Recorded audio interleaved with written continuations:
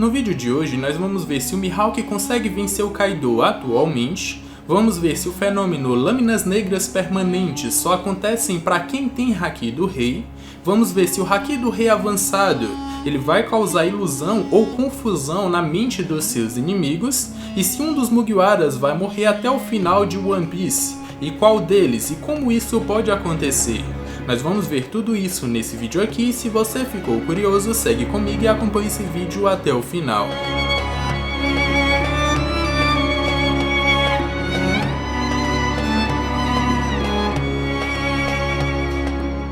Fala galera, meu nome é Lucas, mais uma vez aqui hoje para responder algumas perguntas que vocês mandaram no post lá na comunidade do canal e lá no meu Instagram. Manda nesses dois locais que a chance da sua pergunta aparecer é maior. Antes desse vídeo começar, já manda aquele likezão. Se ainda não for inscrito e for novo aqui, já se inscreve e vem fazer parte dessa tripulação também. Agora, bora responder essas perguntas maravilhosas. Eric Bryan perguntou: Salve Lucas, tem uma pergunta pro Sogeking Responde. Você acha que o Mihawk poderia vencer o Kaido? Porque o Oden conseguiu ferir o Kaido e iria matar ele. Só não sei dizer se o Oden era mais forte que o Kaido ou se só tinha um Haki do armamento mais forte, ou eram suas espadas extremamente fortes, que eram das mais fortes do mundo, que possibilitou que ele pudesse ferir o Kaido. No caso, o Mihawk é o maior espadachim do mundo. Não posso garantir que ele é mais forte que o Oden, mas pelo menos em técnica de espada e em Haki provavelmente deve ser superior.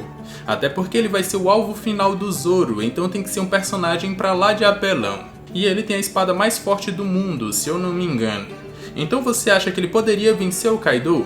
Ou no mínimo dar um dano grande nele, tipo arrancar um braço? Queria ouvir sua opinião. Essa pergunta é muito difícil de responder, porque até hoje o Mihawk não lutou com tudo o que ele tem, não mostrou todos os seus poderes. De todas as suas aparições, ele só brincou, só trocou golpes com outros personagens e nunca lutou a sério. A primeira vez que ele apareceu, ele brincou com o Zoro e acabou derrotando ele. Na guerra de Marineford foi só trocações, e ele ainda testou seu poder no Barba Branca, mas nem chegou no Yonkou. Ah, mas ele é o rival do Shanks. Sim, ele era o rival do Shanks antes do Shanks se tornar um Yonkou, quando o Shanks ainda tinha os dois braços, quando ele ainda não era nem Yonkou.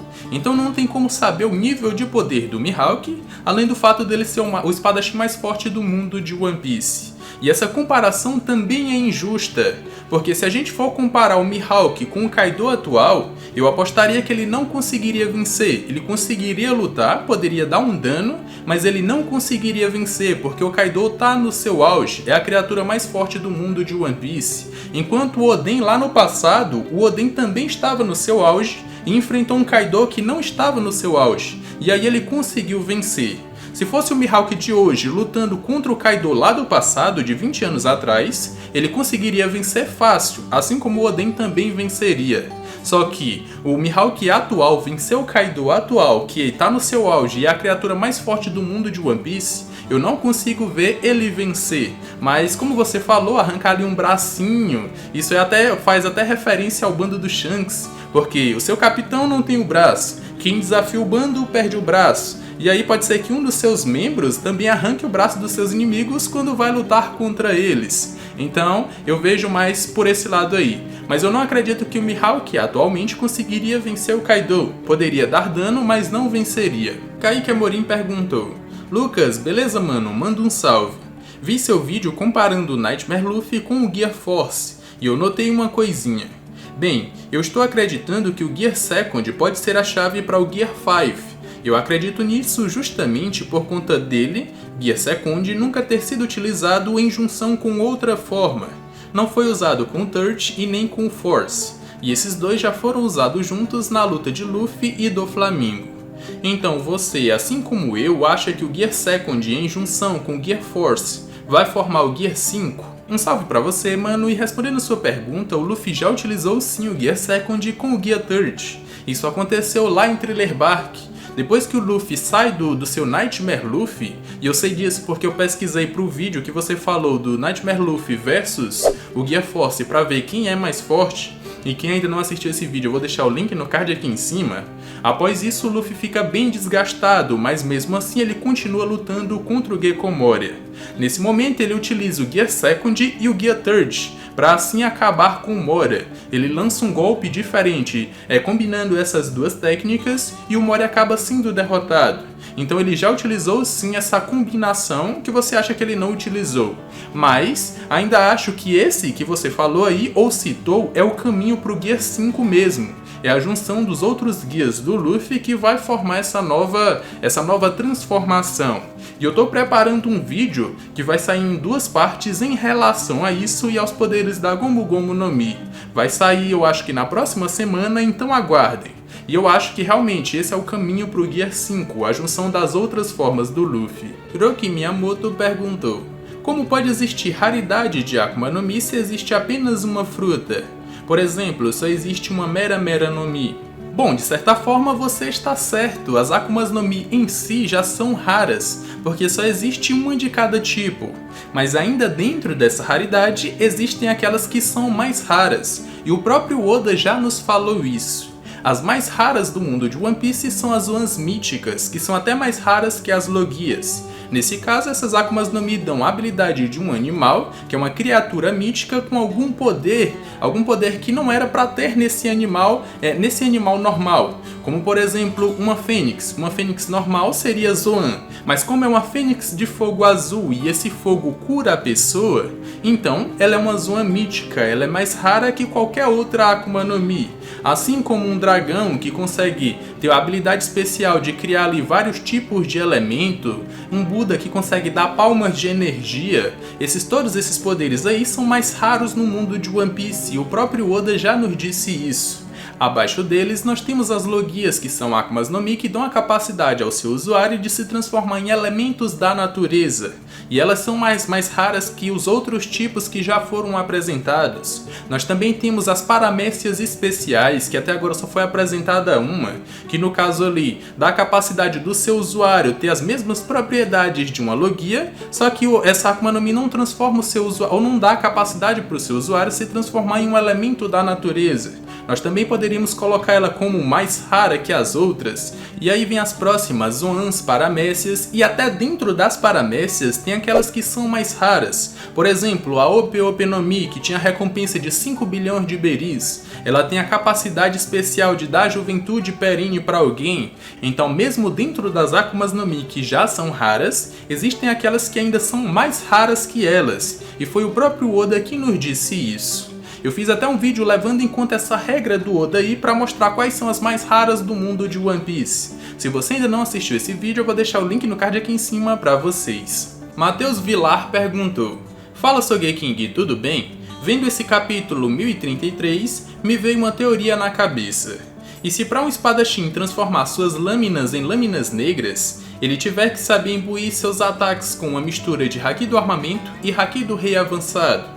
Porque se fosse assim, explicaria mais ainda o motivo das lâminas negras serem tão raras, pois são pouquíssimas pessoas no mundo de One Piece que sabem esse tipo de habilidade, e menos ainda se contarmos só os espadachins.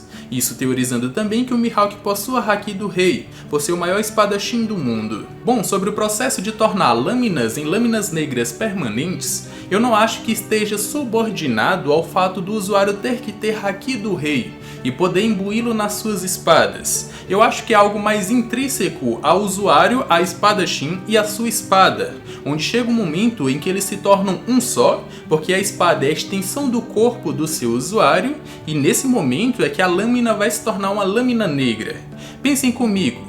A espada do Zoro, ou as 3 espadas do Zoro, é como se fossem a extensão do seu corpo, é como se eles fossem um só, e é por isso que existe todo aquele conceito da espada ter sua própria vontade, escolher seu próprio portador, dela também puxar o Haki do seu usuário, porque o Haki do usuário é também dela, porque ela é a extensão do corpo dele. E pode ser que as espadas funcionem como um armazenatório ou alguma coisa relacionada a isso, elas armazenem o haki da pessoa. A gente viu o exemplo do Oden, do haki do Oden ainda na Ema, como se tivesse armazenado, e agora ela tá puxando o haki do Zoro. Então é como se a espada fosse um local onde ele armazena o seu haki, e pode ser até que exista essa troca. Quando o usuário tá fraco, a espada que foi dominada por ele pode devolver aquele haki, e vice-versa. Eles ficam nessa até chegar um ponto em que a espada se enche de haki completamente. E aí, por eles se tornarem um só, por essa harmonia entre espadachim e espada, por essa junção em um elo, em uma pessoa só, aí essas espadas se tornam lâminas negras permanentes. Eu vejo mais por esse ponto. Eu acho que seria um tiro no pé do próprio Oda se ele subordinasse isso só aos usuários de haki do rei. Até porque esse é um poder que aparece em um milhão de pessoas, nem todo mundo tem esse poder, ainda mais por parte dos espadachins. Isso também tiraria o mérito de um espadachim, como por exemplo o Zoro, que só foi descoberto recentemente que ele tem haki do armamento. Mas e se ele não tivesse? Ele não poderia tornar suas lâminas negras permanentes? Então eu acho que isso é mais intrínseco à espada e espadachins, e mais ligado aos espadachins no geral, quando eles se tornam um só com a sua espada. E não tem nada a ver com o haki do rei, porque isso é um poder que é ainda mais difícil até que as lâminas negras. Por mais que a gente no Novo Mundo esteja vendo muitos usuários de haki do rei, é porque nós estamos no topo do mundo da pirataria. Os maiores piratas do mundo estão se juntando em um só local, e aí a gente vê mais regularmente esses usuários. Mas se for comparar com toda a população do mundo de One Piece, é muito pouco, são muito poucas pessoas. Caleb FF perguntou: Olá Lucas, tudo bem? Eu me pergunto se o usuário da Soro Soro no Mi, Big Mom, conseguiria tirar infinitamente anos de vida de alguém que fez a cirurgia da juventude perene? Pois como é mostrado na obra, quem faz a cirurgia se torna jovem para sempre. Com isso, a pessoa que fez a cirurgia não morreria de velhice. Manda salve pro Ceará. Um salve pra você, mano, e pra todo o Ceará, tamo junto. E agora, respondendo a sua pergunta, os poderes da Big Mom funcionam da seguinte forma. Ela consegue retirar a alma das pessoas, mas só aquelas pessoas que sentem medo dela. Se você não sentir medo, a sua alma não vai sair, ela não vai conseguir retirar. Agora, se você sentir medo dela, ela vai conseguir arrancar sua alma e pode tirar desde um fragmento até todos os anos de vida que você viveria, e aí você morre instantaneamente. Não é que você morre de velhice quando ela tira, sei lá, 80 anos de você. Você morre instantaneamente porque as funções do seu corpo vão cessar naquele momento. Retirou toda a alma, funções do corpo cessaram, a pessoa morre. E não tem nada a ver com a velhice da pessoa. Então, quem fez a cirurgia da juventude perene e vai viver jovem para sempre, essa pessoa ainda assim corre risco de morrer para a Big Mom se tiver medo dela. Porque se tiver, a Big Mom vai lá e vai retirar os seus anos de vida. Pode até parecer confuso eu dizer que a pessoa que vai viver para sempre ou vai viver jovem para sempre, ainda assim pode morrer pelas mãos da Big Mom, porque ela não vai morrer de velhice, e sim vai morrer instantaneamente depois que a sua alma for retirada, mas isso é válido até pelo que o Oda nos mostrou. Um exemplo é que, se você viveria 80 anos e a Big Mom vai lá e retira 60 anos, você fica com 20. Se você passar 20 anos, você ainda vai estar jovem, dependendo da sua idade. Dependendo se você tiver, sei lá, 20 anos, quando passar mais 20 você vai ter 40. E aí as funções do seu corpo vão cessar e você vai morrer. E não tecnicamente você morreu velho, você morreu depois que acabou o seu tempo de vida. É mais ou menos por essa linha de raciocínio que eu penso. Agora, no caso da pessoa que vai viver jovem para sempre, ela não tem um tempo limite de vida que a Big Mom possa retirar. Por quê? Porque ela vai continuar vivendo enquanto ninguém mata ela. Mas se chegar um ponto, ou chegar alguém que mate aquela pessoa, ela não viveria para sempre, ou ela não viveria jovem para sempre. Ela só viveria jovem até aquele momento em que ela foi morta.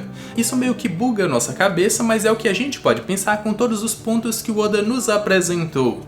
Mas mesmo assim, levando em conta a pessoa que tem a cirurgia da juventude perene e vai viver jovem para sempre, ela ainda assim pode morrer pelas mãos de alguém, e inclusive pelas mãos da Big Mom. Sumire Okamura perguntou: considerando que o velho Kozaburo tinha um receio da marinha ir atrás dele, acha que ele pode ter entrado em confronto com vários piratas, tipo os Rocks ou os piratas Rumbar? Eu não acho que esses samurais eram tão apelões a ponto de bater de frente com essa galera que você citou aí, não.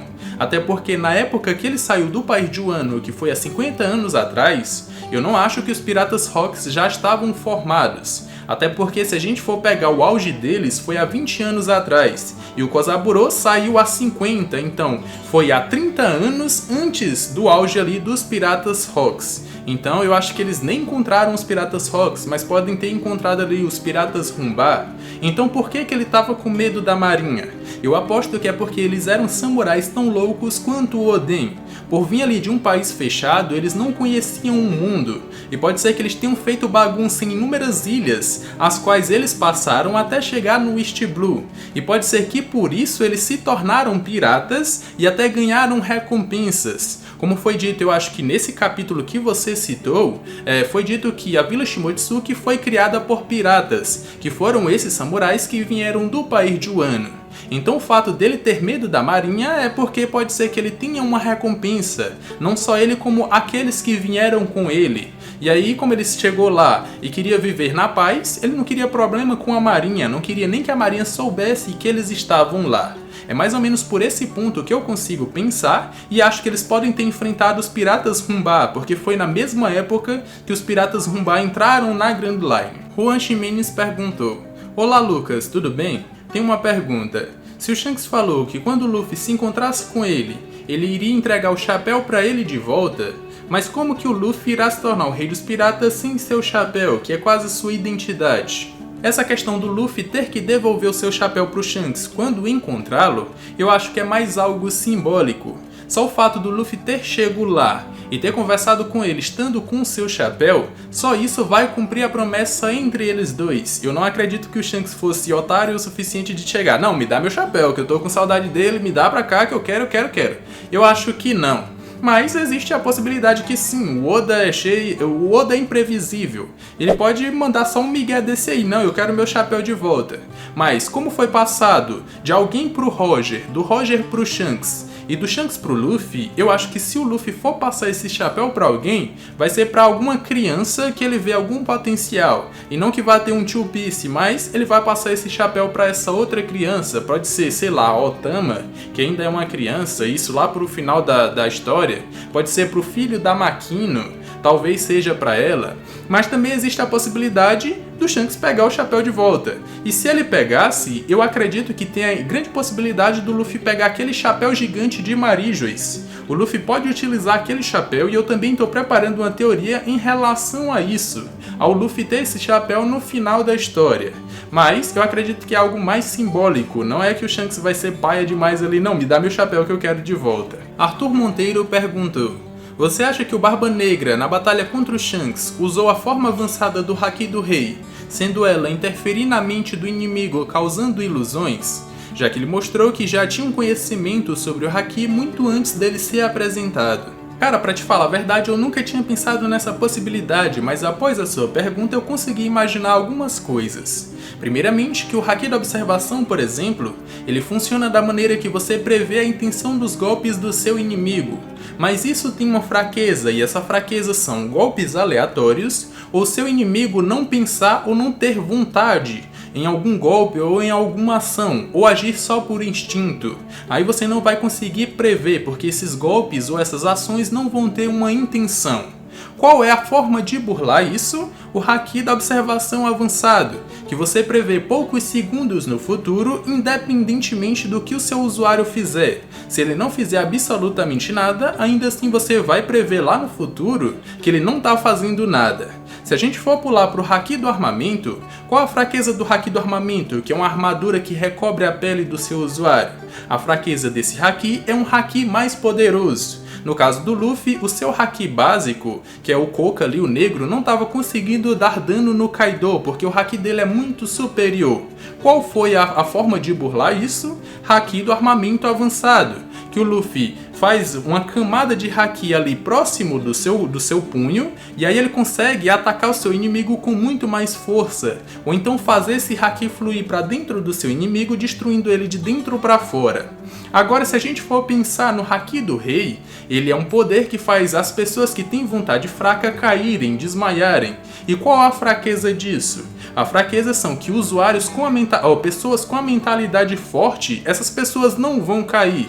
Então, meio que o Haki do Rei, ele é inútil, só o Haki do Rei é inútil quando se trata de utilizar contra um inimigo muito mais forte. Ele não vai sentir absolutamente nada. Então, qual é a forma de burlar isso? Seria o Haki do Rei avançado, que no caso é uma forma de você afetar esse inimigo que tem a mentalidade forte e causar ilusões nele, ou alguma coisa relacionada a fazer ele ter uma confusão mental, que faça ele perder o foco na batalha, ou tenha dificuldade na batalha. Eu consigo imaginar isso aí só pela sua pergunta, mas isso tudo aqui é suposição. Agora o que a gente pode realmente pensar como concreto para uma forma de Haki do Rei avançado é afetar não só pessoas, como também objetos, como a gente viu com o Shanks lá no navio do Barba Branca.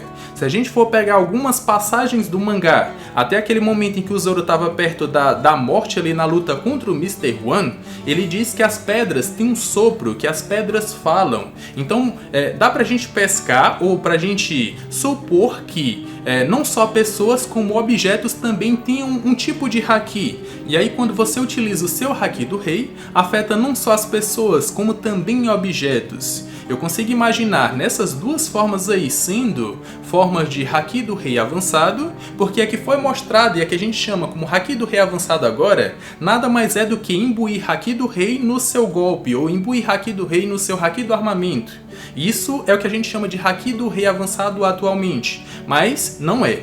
Ainda vai ser apresentado um Haki do Rei avançado, isso em algum momento da história. Então pode ser que sejam essas duas possibilidades. O que vocês acham? Comenta aqui embaixo que eu quero saber. E pode ser até que o Teach tenha esse poder e tenha utilizado contra o Shanks. Ícaro Fernandes perguntou: Oi Lucas, minha pergunta é: você acha que o Barba Branca já tinha despertado a fruta? Se formos analisar o capítulo onde Law e Kid despertam suas frutas, o Law canaliza a habilidade na espada, mais ou menos do jeito que o Barba Branca faz. Seria esse o despertar da Gura Gura no Mi? Manda salve. Um salve pra você, mano, e respondendo sua pergunta, eu tenho dois pensamentos sobre isso que eu vou citar aqui pra vocês. Primeiro, a gente tem que notar que o despertar do Law não é imbuir o seu Run em alguma coisa, como ele fez na sua espada. Na verdade, o despertar do Law é o seu Ki Run. E aí ele pode escolher o que ele quer imbuir com aquele negócio. Ele pode botar na sua mão, nas duas mãos, pode botar na espada, pode botar no que ele quiser. O despertar do Kid foi ele dar magnetismo para outras pessoas, o que significa que o despertar nada mais é do que a sua habilidade que antes afetava só o usuário, ela vai afetar o ambiente de alguma forma.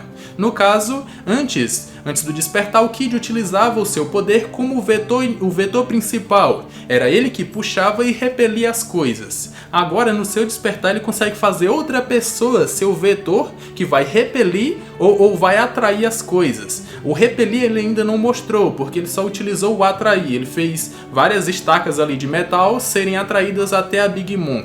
Mas o que a gente tem que notar é que o despertar afeta o exterior ao seu usuário.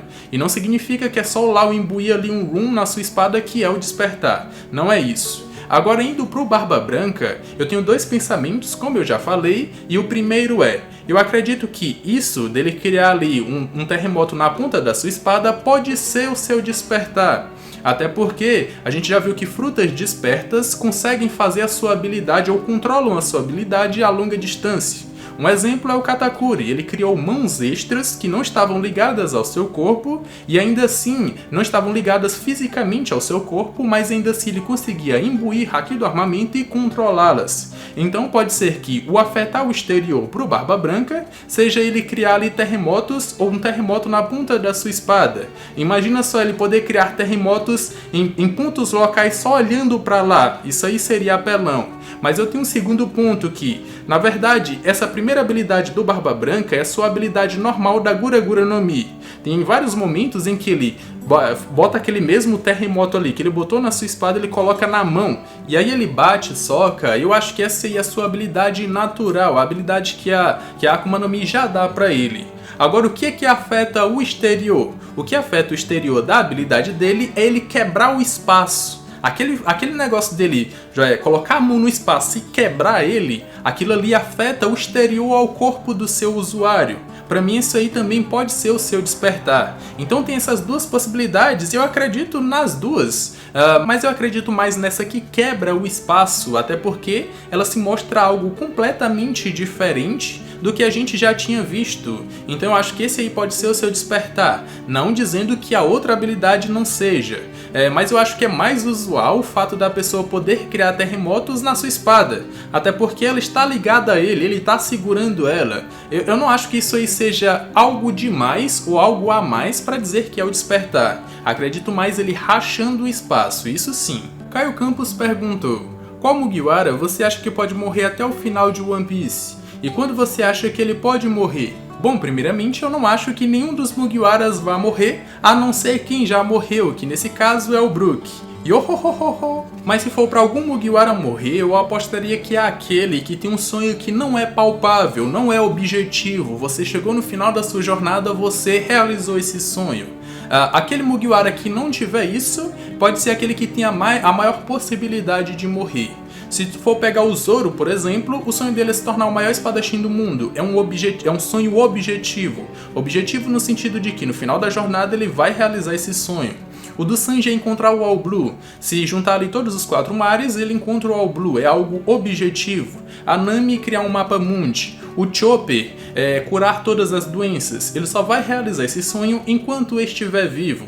O do Frank, por exemplo, é que seu navio seja o maior navio do mundo, aquele que navegou, teve inúmeras aventuras e navegou ou deu uma volta em torno do mundo inteiro. Nós temos a Robin, que é o Rio Poneglyph. Nós temos o Jinbei, que tem o sonho de acabar com o preconceito com os tritões. E esse sonho é objetivo, vai ser realizado no final da obra de One Piece. O Luffy se tornar o rei dos piratas, ele só precisa chegar na última ilha. E quem é que não tem um sonho palpável ou objetivo? Esse seria o Usopp. O sonho dele é se tornar um bravo guerreiro dos mares. E esse bravo guerreiro dos mares, ele pode se tornar em algum momento épico, ou em algum acontecimento épico, onde ele se sacrifica pelo seu bando, onde acontece alguma coisa que ele fica para trás, e aí no final ele acaba morrendo. Se a gente for pegar as mentiras do Usopp que sempre acontecem, não significa que só acontecem com ele, mas as mentiras dele sempre acontecem. Nós temos essa mentira aqui: um dia eu perderei tudo o que tenho, e no meu leito de morte, sozinho numa ilha deserta, eu ainda me orgulharei da minha vida, e nos meus últimos minutos eu direi: sou Usopp, o bravo guerreiro dos mares. O que isso quer dizer pra gente? Quer dizer que no final o Usopp pode morrer, ou ao final da jornada ele pode acabar morrendo. E como isso pode acontecer? Eu imagino um momento onde, sei lá, na última ilha, ou para fugir da última ilha, depois que o Luffy se tornar o rei dos piratas, tenha que ter o sacrifício do Usopp e aí ele fique para trás. Nesse caso ele vai perder tudo o que ele tem, os Mugiwaras vão fugir de lá, isso por causa do sacrifício dele, porque senão todo mundo morreria. E aí ele não vai ter mais nada, nesse momento vai ser o seu leito de morte, e aí ele vai pensar que se tornou ou é um bravo guerreiro dos mares. Só que essa mentira aí eu não quero que aconteça especificamente com o Usopp, ele é o meu personagem preferido. Eu não gostaria de nenhuma forma que ele morresse ao final da obra. Quero realmente ver ele se tornando um bravo guerreiro dos mares vivo. Eu não quero que isso aconteça. Mas se for para um dos Mugiwaras morrer, isso se o Oda tiver um plano de matar algum dos Mugiwaras, pode ser o Usopp por essa passagem aqui e pelo seu sonho não ser algo objetivo que vai se realizar no final da jornada. É mais algo que ele vai tornando ou ele vai se tornando ao passar do tempo. E aí vai culminar em um ponto onde ele se sacrifica pelos seus companheiros e aí ele se tornou um bravo guerreiro dos mares. Bom galera, esse foi o vídeo, espero que tenham gostado. Eu respondi várias perguntas e se ainda não respondi as suas, continua mandando que uma hora eu posso responder. Manda uma lá na comunidade do canal e outra lá no meu Instagram. E aproveita para me seguir por lá também. Espero que tenham gostado desse vídeo, se sim, já me recompensa com aquele likezão. Se for novo aqui e tiver gostado desse vídeo, já se inscreve e vem fazer parte dessa tripulação também. Tô deixando aqui na tela final 2 vídeos que eu acredito que vocês vão gostar, inclusive a playlist com os outros Sogeking Responde, porque eu já posso ter respondido as suas perguntas. Eu me despeço por aqui, um abraço e valeu!